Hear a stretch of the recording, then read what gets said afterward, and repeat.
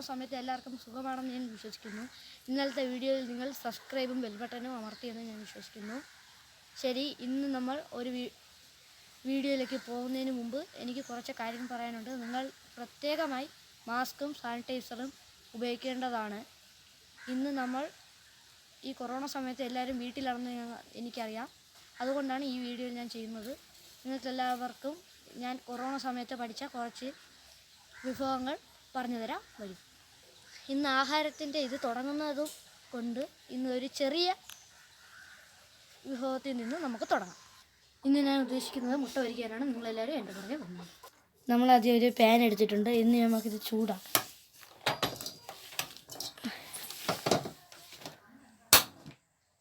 ശകലം എണ്ണ ഒഴിച്ച് കൊടുക്കുക.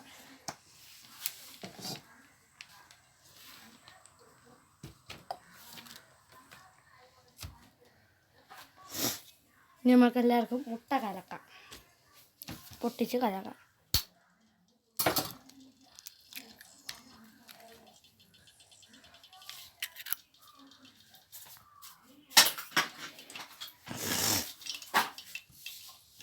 ഇനി ഈ സവാള അരിയാം. നമ്മളിപ്പോൾ ഉള്ളി അരിഞ്ഞ് കഴിഞ്ഞിരിക്കുന്നു. നിങ്ങളെല്ലാവരും കണ്ടല്ലോ. ഇനി ഇതിൻ്റെ അകത്ത് ഇട്ടിടാം.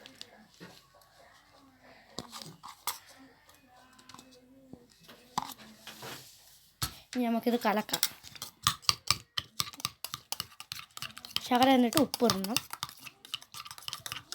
ഇപ്പോൾ നമ്മൾ മുട്ട അടിച്ച് കഴിഞ്ഞിരിക്കുന്നു. ഇനി നമുക്ക് പൊരിക്കാം.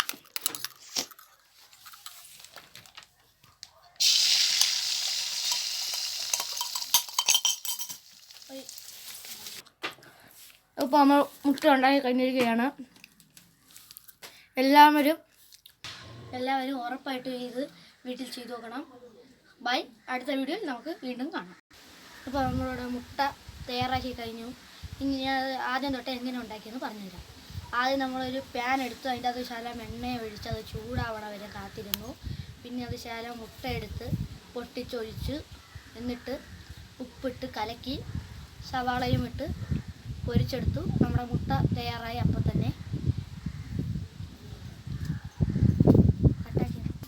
ഈ വീഡിയോ എല്ലാവർക്കും ഇഷ്ടപ്പെടുമെന്ന് ഞാൻ കരുതുന്നു. ഇഷ്ടപ്പെടുകയാണെങ്കിൽ സബ്സ്ക്രൈബും ബെൽ ബട്ടണും അമർത്താൻ മറക്കരുത്. ഇനി അടുത്ത ദിവസം അടുത്തൊരു വ്യത്യസ്തമായൊരു വിഭവമായി അടുത്ത ദിവസം വരാം. ശരി, ബൈ.